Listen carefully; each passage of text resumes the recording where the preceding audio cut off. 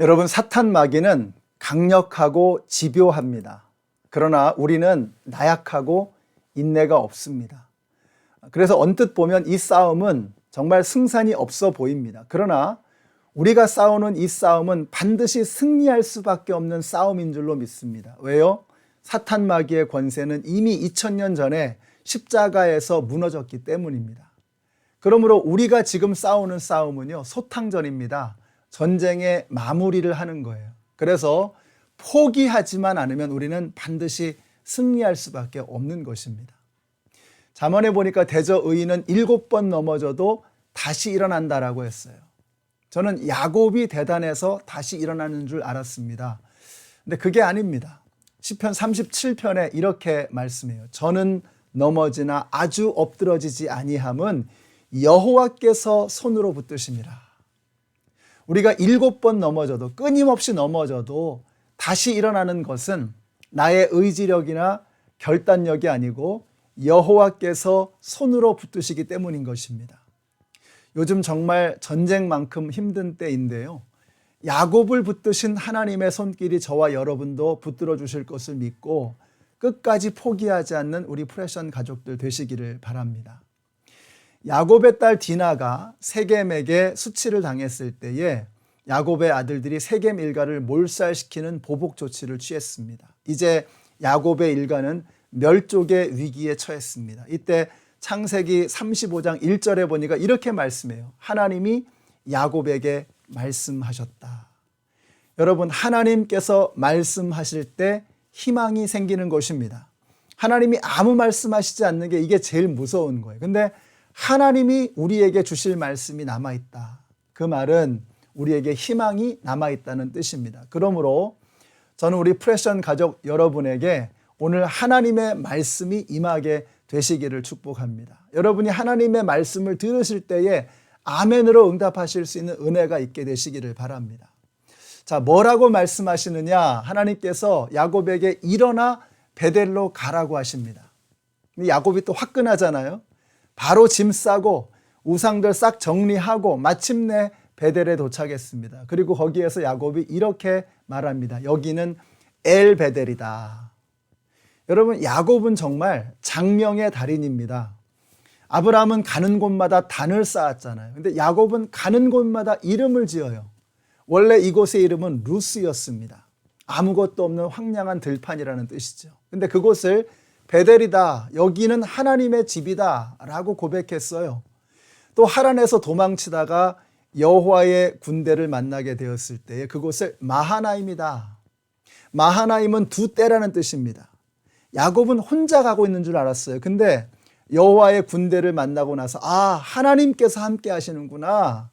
그러니까 마하나임이라는 거예요. 두 떼라는 거예요. 나 혼자 가는 게 아니고 하나님이 함께 가신다는 거예요. 얼마나 그가 든든했을까. 그런데 든든한 것으로 끝나는 게 아니라 그곳에 이름을 짓는 것입니다. 여기는 하나님의 군대 마하나임이란 말이죠. 나중에 라헬이 죽으면서 야곱의 마지막 아들을 낳습니다. 너무 힘들어서 라헬이 자식의 이름을 베논이다, 고통의 자식이다. 근데 야곱이 이름을 바꿔요. 아니다, 베냐민이다, 능력의 아들이다. 야곱은 장명의 달인입니다. 그리고 그 이름 하나하나에 깊은 영적인 의미를 담습니다. 우리는 감사한 일이 있으면 그냥 감사하고 지나가잖아요. 근데 야곱은 그러지 않았어요. 거기에 말뚝을 받고 기념비를 세우는 것입니다. 잊지 않겠다는 거예요. 우리 프레션 가족들이 그런 분들이 되시기를 바라요. 코비드 19입니다. 자, 그런데 그렇게 2019년과 20년이 지나가고 이제 21년을 맞이하고 있어요. 이게 나에게 어떤 영적인 의미가 있는지를 돌아보아야 합니다. 그리고 그것을 말뚝을 박아 놓듯이 잊지 않겠다는 것입니다.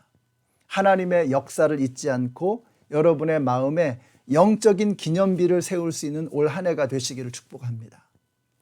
베델을 엘 베델로 바꾼 것을 저는 이렇게 해석하고 싶어요. 베델, 하나님의 집은 하나님을 만난 자리에 초점을 둔 것입니다. 근데 엘 베델, 베델의 하나님이다 라는 이 고백은 이제 그가 하나님에게 더욱더 집중할 수 있는 사람이 되었다는 것입니다. 이제 야곱은 주신 것이 아니고 주신 분에게 초점을 맞추는 사람이 되었다는 거예요. 여러분 주신 것 감사하지요.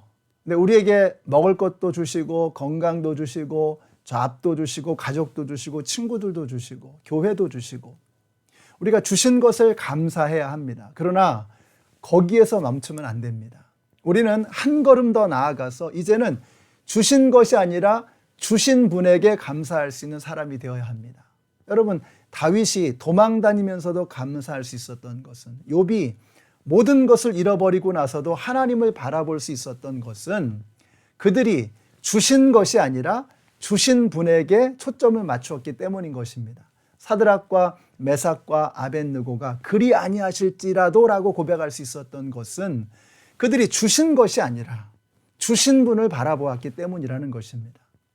우리 프레션 가족들도 우리 기도하고 선교하는 분들이 아니십니까? 기도도 그렇고 선교도 그렇고 우리가 주신 것에 초점을 맞춘다면 오래 갈 수 없습니다. 금방 지칠 거예요. 그러나 눈을 들어서 주신 분을 바라볼 수 있다면 판세는 달라지게 될 것입니다. 요즘이 더더욱 그런 때가 아닌가 싶습니다. 2021년 우리가 코로나 전쟁의 후반전이 아닙니까? 20년 전반전에는 주신 것에 초점을 맞췄기 때문에 혹시 실망하셨었다면 이제 21년 후반전에는 주신 분께 초점을 맞추면서 더욱더 감사하고 감격하고 흔들림 없이 포기하지 않고 앞으로 나아가시는 우리 모든 프레션 가족들이 되시기를 우리 예수님의 이름으로 축복합니다.